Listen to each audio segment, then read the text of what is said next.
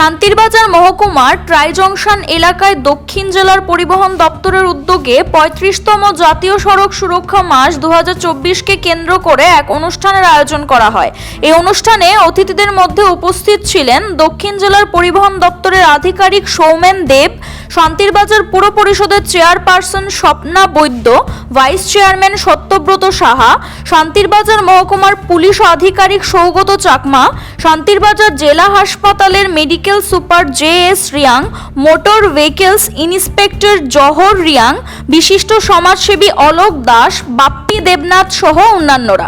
অনুষ্ঠানে বক্তব্য রাখতে গিয়ে বক্তারা কিভাবে সড়ক দুর্ঘটনা এড়ানো যায় তা নিয়ে আলোচনা করে। তার পাশাপাশি সড়ক দুর্ঘটনার আহতদের চিকিৎসা পরিষেবা প্রদানে সাহায্যের হাত বাড়িয়ে দিলে সরকারিভাবে পুরস্কৃত করার দিকগুলি নিয়ে আলোচনা করা হয়।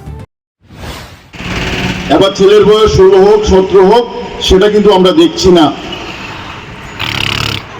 সত্যি খারাপ লেগেছে যে ছেলেটা অ্যাক্সিডেন্ট হয়েছে, এটা গ্রাজুয়েট ছেলে, মা বাবা কত কষ্ট করে, একমাত্র বাবার ছেলে কত কষ্ট করে তাকে এত সুন্দর পড়াশোনা করিয়েছে। 2020 সালে তাকে অ্যামেঞ্জার বাইক কিনে দিয়েছে।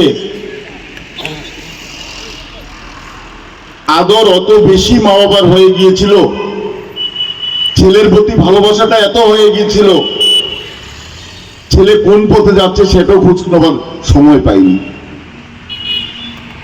আমি আমার সামনে যারা ছাত্রছাত্রী আছে তাদের উদ্দেশ্যে বলবো, বাইক চালানোরও সময় আছে, বয়স আছে। আমাদের সরকার প্রতিনিয়ত চাইছে রোড সুরক্ষার জন্য যাতে রোডে লিমিটে বাইক চালানো হয়, কিন্তু আমরা কি দেখি, বাইকটাতে উঠলেই 80 থেকে 100 কিলোমিটার শুরুতেই শুরু করে দেয়। সেদিনও সেই অবস্থায় হয়েছিল ছেলেটা। শান্তির বাজার থেকে যখন এইদিকে আসে, তার আসার সময়টা মিনিমাম 80 থেকে 100 ছিল তার বাইকের স্পিড। আমরা যারা অভিভাবক, আমাদের প্রথম কর্তব্য, আমাদের ছেলে মেয়ে অ্যাক্সিডেন্ট হয়, আমি মনে করবো অভিভাবক সবার আগে দায়ী। আমি অভিভাবকদের কাছে অনুরোধ করব, ছেলে মেয়েকে সঠিকভাবে পরিচালনা করার জন্য দায়িত্ব আপনাদেরকে নিতে হবে। আমরা পুলিশ প্রশাসনকে বলে দিয়েছি, ভেহিক্যাল ডিপার্টমেন্টকে বলে দিয়েছি, হেলমেট না থাকলে আপনারা ফাইন করবেন। নেশাগ্রস্ত অবস্থায় কেউ যদি বাইক চালায় তাদের বিরুদ্ধে আইনি ব্যবস্থা নেবেন।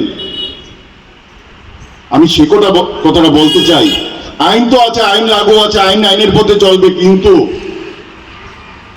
যে ছেলেটা অ্যাক্সিডেন্ট করে মরে গেছে, সে তো মরে গেছে, কষ্ট পাচ্ছে মা বাবা, আমরা যারা অভিভাবক আমরা কষ্ট পাচ্ছি। সেই দিকটাকে চিন্তা করে প্রত্যেকটা অভিভাবকের চিন্তা করা দরকার, কখন ছেলেটাকে বাইক কিনে দিতে হবে। বাইকটা কেনার পরে তার গতিবিধি লক্ষ্য রাখতে হবে অভিভাবককে, সে কখন যায় কখন চলে, বাজারে কি অবস্থা আছে সেগুলি অভিভাবককে খবর রাখতে হবে। CRI TV, channel for news and entertainment.